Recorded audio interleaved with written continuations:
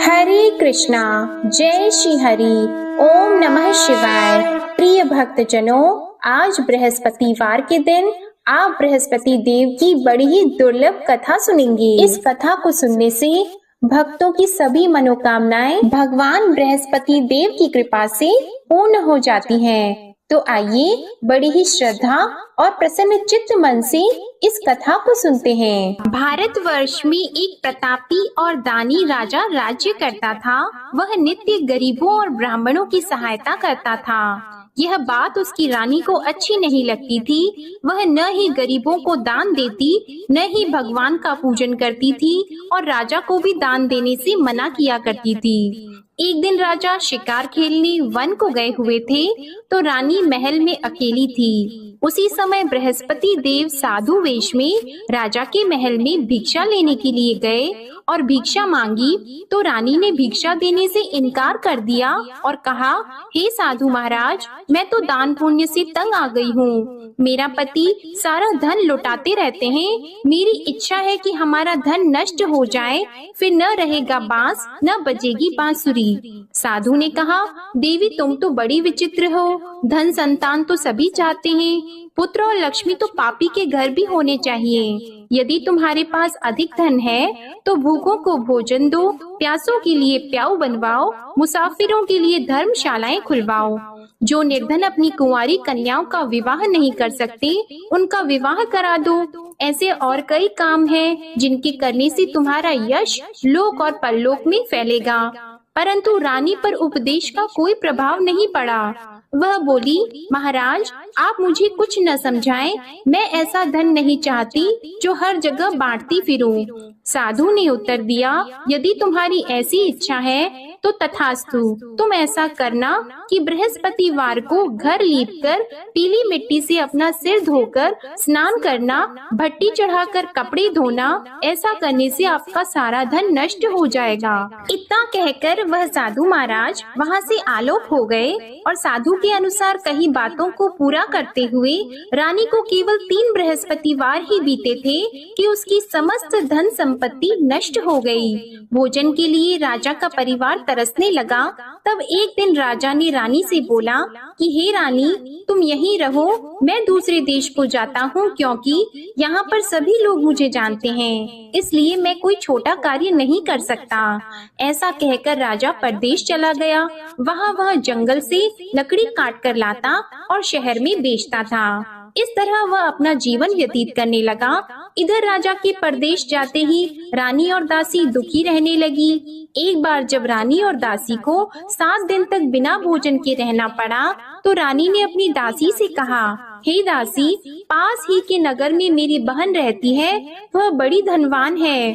तू उसके पास जा और कुछ लेकर आ, ताकि थोड़ा बहुत गुजार बसर हो सके। रानी दासी की बहन के पास गई। उस दिन गुरुवार था और रानी की बहन उस समय बृहस्पतिवार व्रत की कथा सुन रही थी। दासी ने रानी की बहन को अपनी रानी का संदेश दिया, लेकिन रानी की बड़ी बहन ने कोई उत्तर नहीं दिया। जब दासी को रानी की बहन से कोई उत्तर नहीं मिला, तो वह बहुत दुखी हुई और उसे क्रोध भी आया। दासी ने वापस आकर रानी को सारी बात बता दी। सुनकर रानी ने अपने भाग्य को कोसा।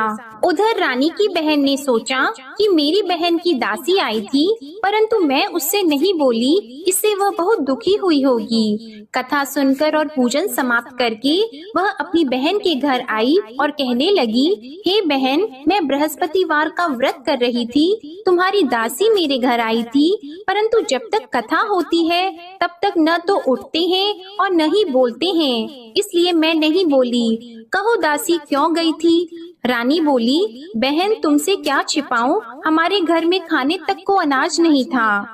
ऐसा कहते कहते रानी की आंखें भर आई। उसने दासी समेत पिछले 7 दिनों से भूखे रहने तक की बात अपनी बहन को विस्तार पूर्वक सुना दी। रानी की बहन बोली, देखो बहन, भगवान बृहस्पति सबकी मनोकामना को पूर्ण करते हैं। देखो शायद तुम्हारे घर में अनाज रखा हो। पहले तो रानी को विश्वास नहीं हुआ, पर बहन के आग्रह करने पर उसने अपनी दासी को अंदर भेजा तो उसे सचमुच अनाज से भरा एक घड़ा मिल गया। यह देखकर दासी को बड़ी हैरानी हुई। दासी रानी से कहने लगी, हे रानी, जब हमको भोजन नहीं मिलता तो हम व्रत ही तो करते हैं, इसलिए क्यों न इनसे व्रत और कथा की विधि पूछ ली जाए ताकि हम भी व्रत कर सकें। तब रानी ने अपनी बहन से बृहस्पतिवार व्रत के बारे में पूछा। उसकी बहन ने बताया, बृहस्पतिवार के व्रत में चने की दाल और मुनक्का से विष्णु भगवान का केले की जड़ में पूजन करें तथा दीपक जलाएं, व्रत कथा सुने और पीला भोजन ही करें। इससे बृहस्पति देव प्रसन्न होते हैं। और व्रत और पूजन विधि बताकर रानी की बहन अपने घर को लौट गई। 7 दिन के बाद जब गुरुवार आया तो रानी और दासी ने व्रत रखा। घुड़साल में जाकर चना और गुड़ लेकर आई, फिर उससे केले की जड़ तथा विष्णु भगवान का पूजन किया।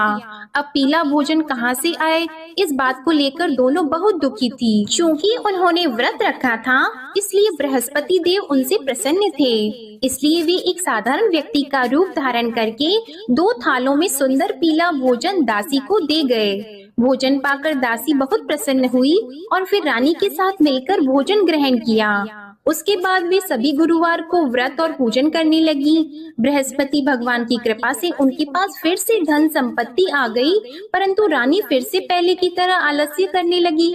तब दासी बोली, देखो रानी, तुम पहले भी इस प्रकार आलस्य करती थी, तुम्हें धन रखने में कष्ट होता था, इस कारण सभी धन नष्ट हो गया, और अब जब भगवान बृहस्पति की कृपा से धन मिला है तो तुम्हें फिर से आलस्य होता है।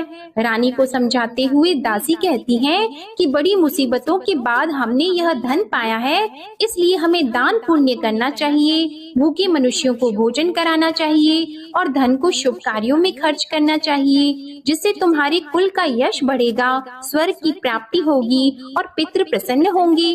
दासी की बात मानकर रानी अपना धन शुभ कार्यों में खर्च करने लगी, जिससे पूरे नगर में उसका यश फैलने लगा। उधर एक दिन राजा दुखी होकर जंगल में एक पेड़ के नीचे आसन जमाकर बैठ गया।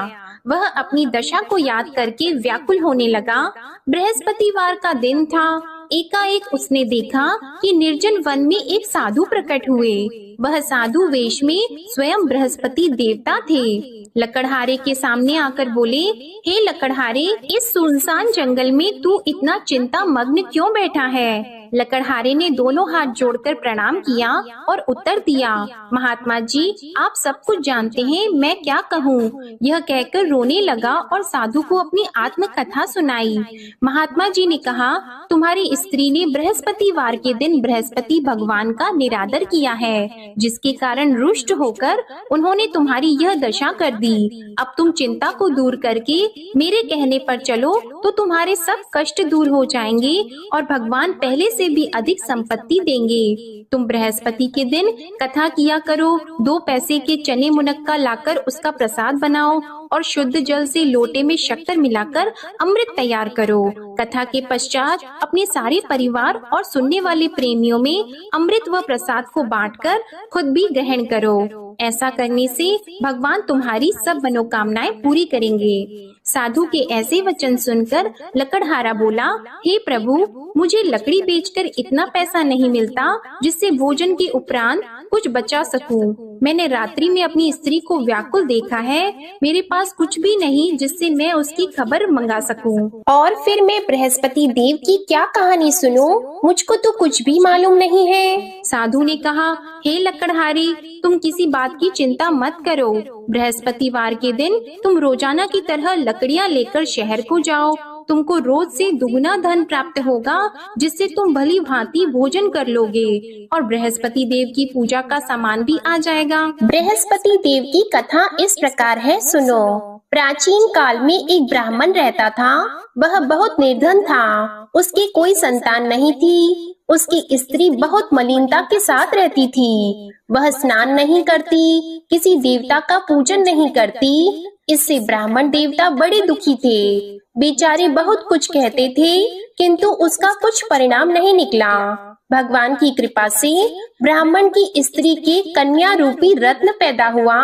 कन्या बड़ी होने पर प्रातः स्नान करके विष्णु भगवान का जाप और बृहस्पतिवार का व्रत करने लगी। अपने पूजन पाठ को समाप्त करके विद्यालय जाती तो अपनी मुट्ठी में जौ भर के ले जाती और पाठशाला के मार्ग में डालती जाती। तब ये जौ स्वर्ण के हो जाते तो लौटते समय उनको बीन कर घर ले आती। एक दिन वह बालिका सूप में उस सोने की जौ को फटक कर साफ कर रही थी कि उसके पिता ने देख लिया और कहा, हे बेटी, सोने की जौ के लिए सोने का सूप होना चाहिए। दूसरे दिन बृहस्पतिवार था।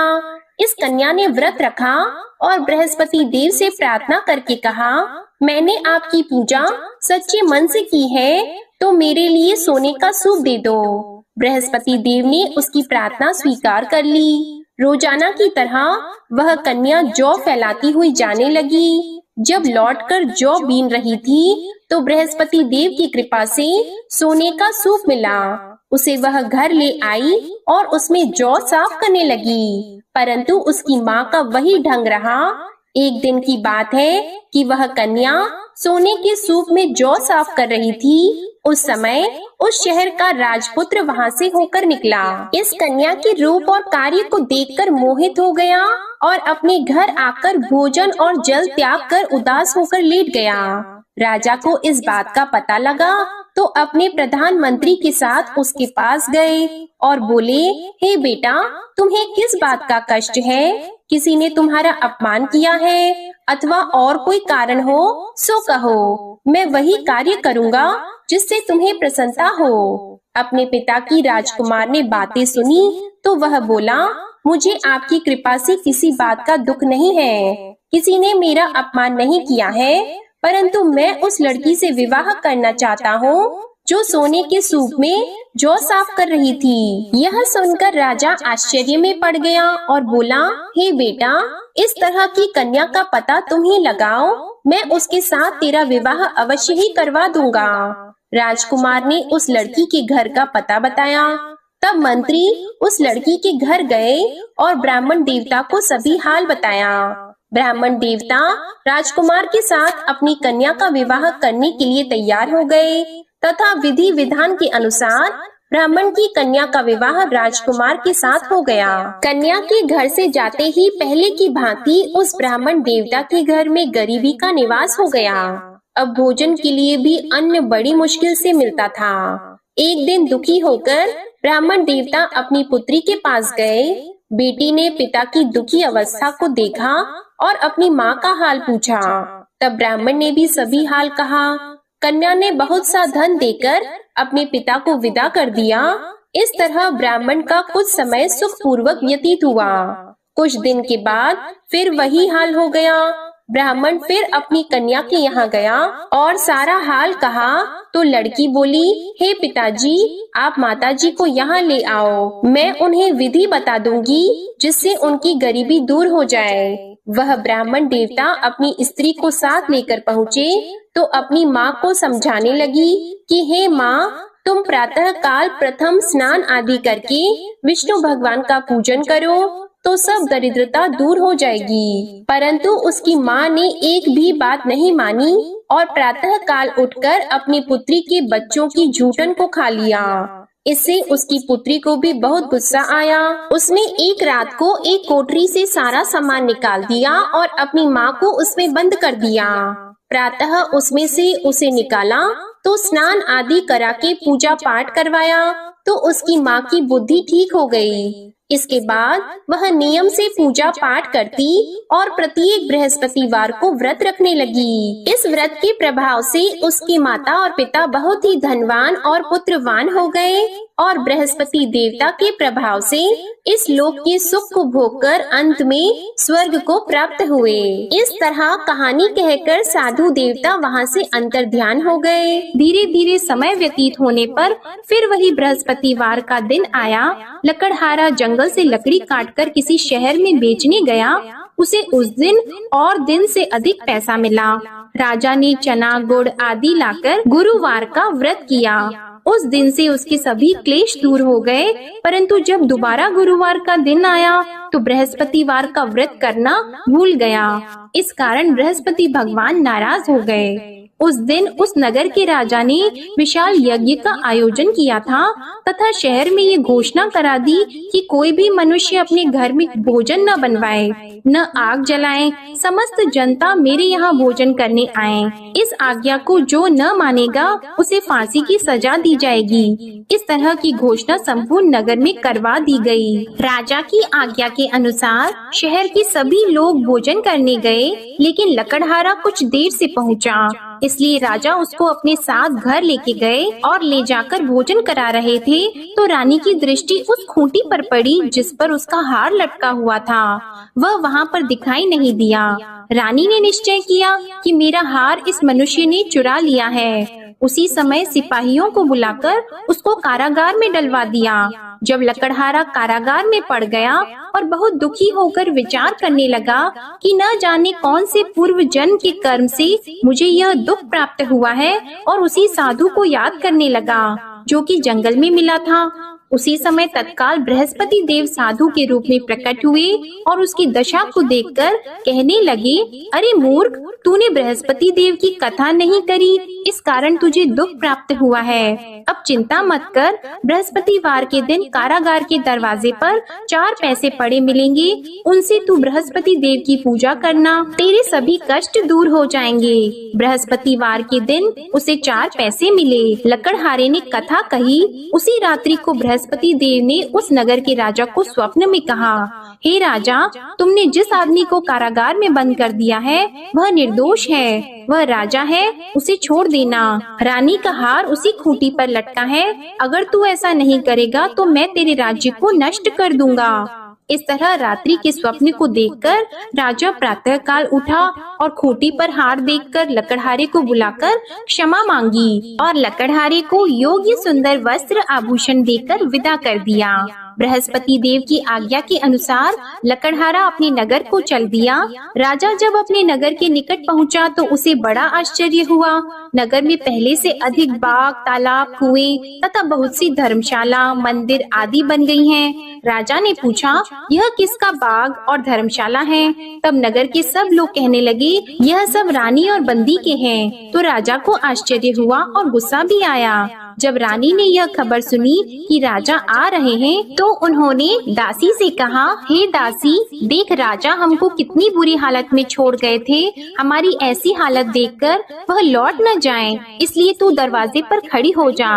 आज्ञा के अनुसार दासी दरवाजे पर खड़ी हो गई। राजा आए तो उन्हें अपने साथ लेकर आई। तब राजा ने क्रोध करके अपनी रानी से पूछा कि यह धन तुम्हें कैसे प्राप्त हुआ है? तब उन्होंने कहा, हमें यह सब धन बृहस्पति देव के इस व्रत के प्रभाव से प्राप्त हुआ है। राजा ने निश्चय किया कि 7 रोज बाद तो सभी बृहस्पति देव का पूजन करते हैं, परंतु मैं प्रतिदिन दिन में 3 बार कहानी और रोज व्रत किया करूंगा। अब हर समय राजा के दुपट्टे में चने की दाल बंधी रहती और दिन में 3 बार कहानी कहते। एक रोज राजा ने विचार किया कि चलो अपनी बहन के यहाँ हो आवे।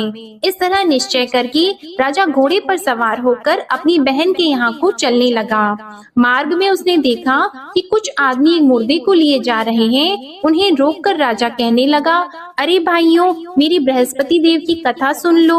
वे बोले, लो हमारा तो आदमी मर गया है, इसको अपनी कथा की पड़ी है। परंतु कुछ आदमी बोले, अच्छा कहो, हम तुम्हारी कथा भी सुनेंगे। राजा ने दाल निकाली और जब कथा आधी हुई थी कि मुर्दा हिलने लग गया, और जब कथा समाप्त हो गई तो राम राम करके मनुष्य उठकर खड़ा हो गया। आगे मार्ग में उसे एक किसान खेत में हल चलाता मिला तो राजा ने उसे देखकर बोला, अरे भैया, तुम मेरी बृहस्पतिवार की कथा सुन लो। किसान बोला, जब तक मैं तेरी कथा सुनूंगा तब तक 4 हरैया जोत लूंगा। जा अपनी कथा किसी और को सुनाना। इस तरह राजा आगे चलने लगा। राजा के हटते ही बैल पछाड़ खाकर गिर गए और किसान के पेट में बड़ी जोर का दर्द होने लगा। उस समय उसकी माँ रोटी लेकर आई और उसने जब यह देखा तो अपने पुत्र से सब हाल पूछा और बेटे ने सभी हाल कह दिया। तो बुढ़िया दौड़ी दौड़ी उस घुड़सवार के पास गई और उससे बोली कि मैं तेरी कथा सुनूंगी, तू अपनी कथा मेरे खेत पर चलकर ही कहना। राजा ने बुढ़िया के खेत पर जाकर कथा कही, जिसके सुनते ही वह बैल उठकर खड़े हुए तथा किसान के पेट का दर्द भी बंद हो गया। राजा अपनी बहन के घर पहुंचा। बहन ने भाई की खूब मेहमानी की। दूसरे रोज प्रातः काल राजा जगा तो वह देखने लगा कि सब लोग भोजन कर रहे हैं। राजा ने अपनी बहन से कहा, ऐसा कोई मनुष्य है जिसने भोजन नहीं किया हो? मेरे बृहस्पतिवार की कथा सुन ले। बहन बोली, हे भैया, यह देश ऐसा है कि पहले यहाँ लोग भोजन करते हैं, बाद में अन्य काम करते हैं। अगर कोई पड़ोस में हो तो देख आऊं। वह ऐसा कहकर देखने चली गई, परंतु उसे कोई ऐसा व्यक्ति नहीं मिला जिसने भोजन न किया हो। अतः वह एक कुम्हार के घर गई जिसका लड़का बीमार था। उसे मालूम हुआ कि उनके यहाँ 3 रोज से किसी ने भोजन नहीं किया है।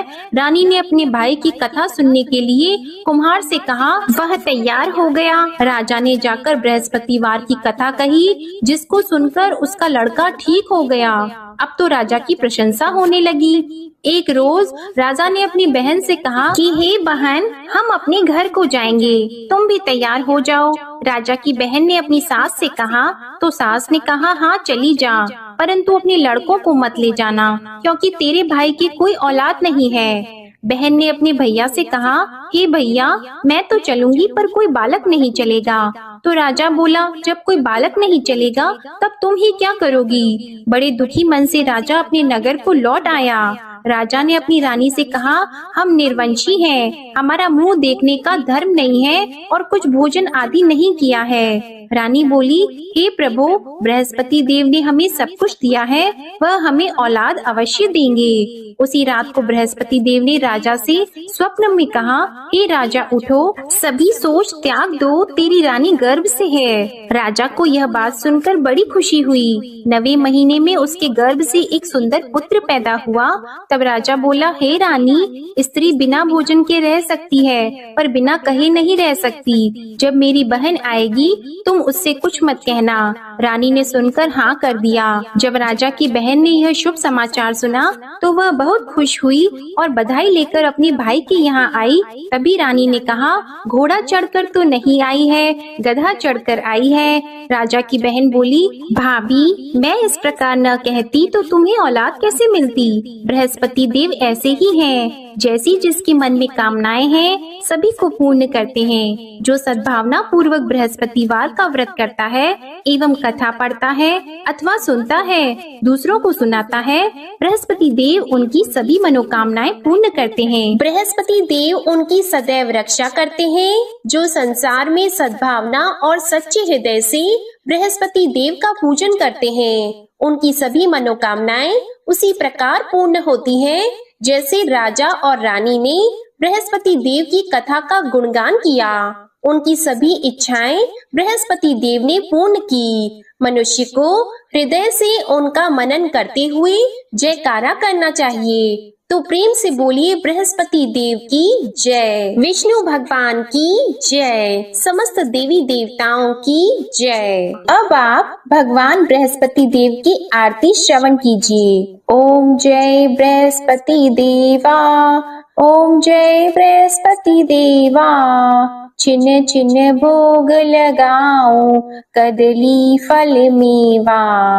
ओम जय बृहस्पति देवा, तुम पूर्ण परमात्मा, तुम अंतर्यामी, जगत पिता जगदीश्वर, तुम सबके स्वामी। ओम जय बृहस्पति देवा, चरणामृत निज निर्मल, सब पातक हरता, सकल मनोरथ दायक, कृपा करो भरता। ओम जय बृहस्पति देवा, तन मन धन अर्पण कर, जो जन शरण पड़े, प्रभु प्रकट तब होकर, आकर द्वार खड़े। ओम जय बृहस्पति देवा, दीन दयाल दयानिधि, भक्तन हितकारी, पाप दोष सब हरता, भव बंधन हारी। ओम जय बृहस्पति देवा, सकल मनोरथ दायक सब संशय तारो, विषय विकार मिटाओ संतन सुखकारी। ओम जय बृहस्पति देवा, जो कोई आरती तेरी प्रेम सहित गावे, ज्येष्ठानंद बंद सो निश्चय ही पावे। ओम जय बृहस्पति देवा, ओम जय बृहस्पति देवा।